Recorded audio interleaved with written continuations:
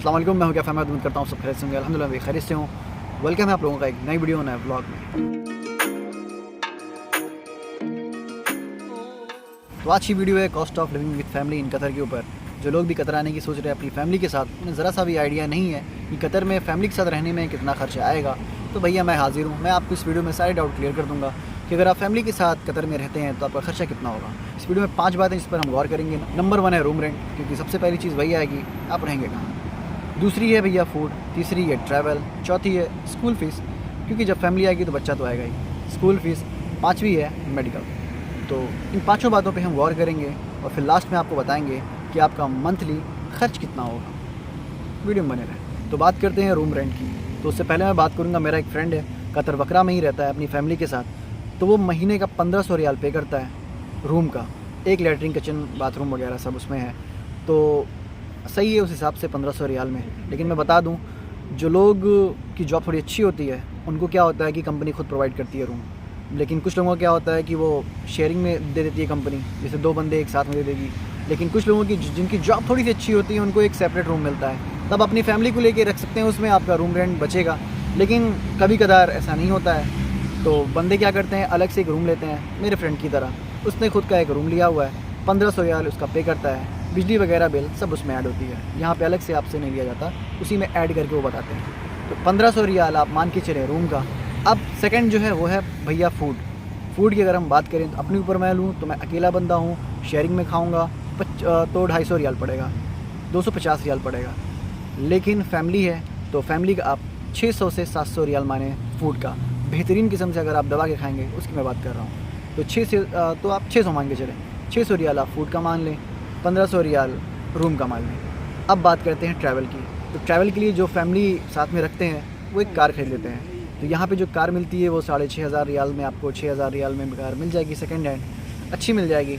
लेकिन अगर और अच्छी चाहते हैं आप, बेहतरीन चाहते हैं, तो मेरे फ्रेंड ने होंडा अकॉर्ड ली हुई है 8500 रियाल में, काफ़ी अच्छी है। तो वो आप ले सकते हैं। पेट्रोल भैया 2 रियाल का है, 2 रियाल में आप बेहतरीन से डलाइए। मतलब अगर आप 20 रियाल का पेट्रोल डलाएँगे तो पूरा कदर घूमेंगे आराम से, मज़े के साथ। तो ये आपका हो गया ट्रैवल से। वैसे अगर आपको कार नहीं ख़रीदनी है तो भैया यहाँ पे होती है बस चलती है। पीछे मेरे आप देख रहे होंगे शायद, बस अभी तो नहीं जा रही है, जाती रहती है कारवा की। वो फ्री ऑफ कॉस्ट होती है, आप हर इलाके से वो लेके जाती है, आपको कहीं से भी मिल जाएगी वो बस। तो उसमें कुछ नहीं करना होता है, आप स्टॉप है जाके वहाँ खड़े होइए और फ्री में आप पहुँचिए मेट्रो स्टेशन। मेट्रो में आपका अगर कार्ड है तो कार्ड अगर आप बनवाए हैं तो 2 रियाल लगता है। 2 रियाल में आप जहाँ जाना है चले जाइए और 2 रियाल में वापस भी आ जाइए। तो कुल मिला के आपका 4 रियाल लगेगा। लेकिन अगर आपके पास कार्ड नहीं है तो आप डे पास बनवा सकते हैं। लेकिन जिनका परमानेंट वाला सिस्टम होता है वो भैया कार्ड बनवाते हैं। 10 रियाल का कार्ड पड़ता है, लेकिन जब आप बनवाने जाएंगे तो उसमें आपको करीब 20 से 30 रियाल देना पड़ेगा फ़र्स्ट टाइम। 20 रियाल आपका तकरीबन आपके कार्ड में आएगा और 10 रियाल कार्ड की कॉस्ट होती है। तो ये तो हो गया ट्रैवल का। अब बात करते हैं स्कूल फ़ीस की। अगर आप फैमिली के साथ रह रहे हैं, आपका एक बच्चा है छोटा सा है, तो अगर आपने मेरी वीडियो नहीं देखी स्कूल फ़ीस वाली तो जाकर देख लें, उसमें मैंने बताया था स्कूल फ़ीस के बारे में। तो एक भाई से मेरी मुलाकात हुई थी, पाकिस्तानी भाई थे, उनसे मैंने पूछा था, उनकी फ़ैमिली यहाँ रहती है, वो अपने बच्चे का दाखिला कराए हुए थे। उन्होंने बताया कि पाकिस्तानी या इंडियन अगर स्कूल में अगर आप दाखिला करवाते हैं तो 500 रियाल महीना आप मान के चलें, 500 रियाल आपको देना पड़ेगा। वो 500 रियाल महीना पे करते थे फ़ीस। और अगर आप ब्रिटिश वगैरह में जाएंगे तो भाई बहुत ज़्यादा हाई है, बहुत हाई है। आप गूगल वगैरह भी कर सकते हैं। तो 500 रियाल आप स्कूल फ़ीस माने एक बच्चे की। तो सबसे लास्ट में आता है मेडिकल। इसका हमारी ज़िंदगी में बहुत अहम रोल है। मान लो कतर में आप हैं, बीमार पड़ गए तो खर्चा कितना होगा आइडिया ही नहीं होगा आपको। मिसाल अपने भाई की देता हूँ मैं। उसको क्या हुआ था कि यहाँ नेक में उसको हुआ था, वो गैपिंग एक होती है वो ख़त्म हो गई थी, जिसकी वजह से वो लेट नहीं पाता, यूँ नहीं हो पाता था, सिर्फ यूँ स्ट्रेट रहे।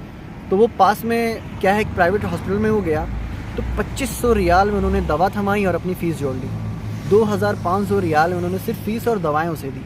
उसके बाद उन्होंने बोला 5 दिन आपको आना पड़ेगा, पर डे का 500 लगेगा, स्ट्रेचिंग करेंगे, वो खींच ताँच के पता नहीं क्या उसको यहाँ पे जो गैपिंग है उसको ठीक करेंगे। तो पर डे 500 रियाल वो पे करता था। वो इसलिए देता था क्योंकि भाई कंपनी की तरफ से बोला गया था कि आप जाइए फ़तूरा लेकर आइए, हम आपको पे कर देंगे। तो अल्हम्दुलिल्लाह से कंपनी वाले काफ़ी बेहतरीन थे। उसका 5000 रियाल घुसा था एक हफ़्ते में, 5000 रियाल, 5 दिन का 2500 वो और 2500 में दवा और फीस डॉक्टर की।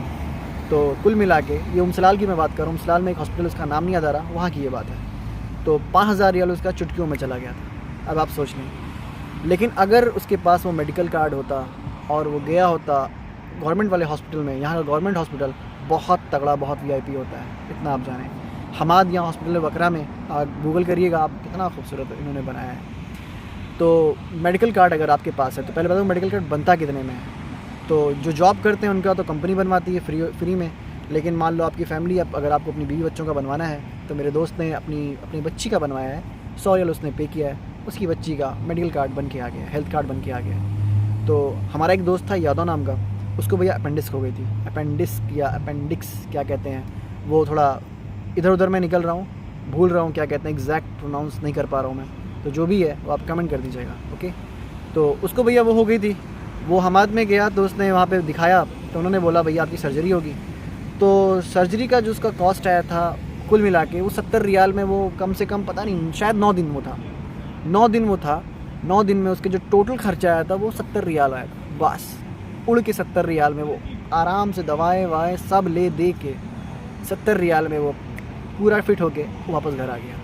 तो आप सोच सकते हैं अगर आपके पास हेल्थ कार्ड हो तो कितना होगा, अगर यही आप प्राइवेट में गए होते तो भाई आपका 10,000 रियाल तो यूँ जाना था यूँ। तो ये तो पांचों बातों पे हमने गौर कर लिया। अब बात करते हैं कि पैसे की, कि टोटल मंथली कॉस्ट कितना आएगा। तो 1500 रियाल आप रूम माने, 600 रियाल खाने का मान लें, 2100 हो गया। उसके बाद 500 रियाल फ़ीस मान लें, और 200 रियाल मान लें आप ट्रैवल का। तो 700, तो 2100 वो था और 700 ये हो गया, टोटल आपका 2800 रियाल ये हो गया। और अब बात करें तो हेल्थ की, तो 100 रियाल आप महीने का मान लें। वैसे तो कोई इतना बीमार पड़ता नहीं है, लेकिन 100 रियाल आप साइड में रखें। तो कुल मिला के आपका तकरीबन 3000 के अंदर ये आपका खर्चा आएगा अगर आप फैमिली रखते हैं। तो ये मैं इस हिसाब से बताया हूँ कि आपका इसमें इससे ज़्यादा तो नहीं जाना है, इससे ज़्यादा नहीं जाएगा, ये गारंटी लेता हूँ मैं। तो ये कुल मिला के था 3000 के अंदर आपका 2800-2900 में पूरा खर्चा आएगा। तो अब आप सोच सकते हैं इस हिसाब से आपकी सैलरी क्या होनी चाहिए। तो जो आपकी सैलरी होनी चाहिए भाई, तो कम से कम 5000 प्लस होनी चाहिए। अगर 5000 प्लस नहीं है तो फिर बेकार है। तो इस टाइम हमारे एक भाई आए हुए इधर, कम है ब्रदर, ये फ़िलहाल एक बच्चा आ गया था, मैंने उससे बोला क्या तुम आना चाहते हो, आओगे? तो शर्मा गया, खड़ा था, मैं चैनल का नाम वगैरह पूछा तो एक व्यूअर मेरा बड़ा, अल्हम्दुलिल्लाह। खैर, तो हाँ टॉपिक पर आते हैं। तो हाँ बात ये थी कि अगर आपकी सैलरी 4000 प्लस है तब तो भाई आप आएँ, लेकिन अगर मैं होता और मेरी सैलरी 4000 होती और 3000 मैं खर्चा करता तो 1000 रियाल यार सिर्फ मेरा सेव होता, 1000 रियाल।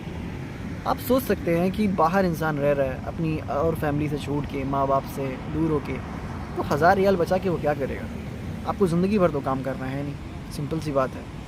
तो मेरी माने तो भैया अगर आपकी सैलरी अच्छी है तो करीब 2-3 साल, 4 साल, 5 साल आप काम करके पैसा बंडल बना लें, उसके बाद फिर कुछ सोचें। डायरेक्ट आप लाकर फैमिली के साथ अपना टाइम और वक्त और जो भी चीज़ें वो बर्बाद ना करें। पहली चीज़ तो मैं ये कहना चाहता हूँ।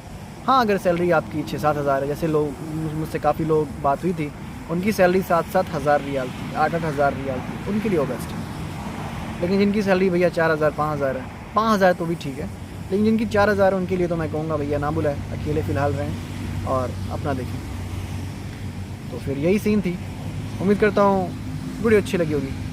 अच्छी लगी हो तो लाइक करें, सब्सक्राइब करें, शेयर करें और सजेस्ट करें नेक्स्ट वीडियो किस टॉपिक पर हो क्या हो। मिलते हैं किसी नई वीडियो में टॉपिक के साथ। ख्याल रखना, बाय, अस्सलाम वालेकुम।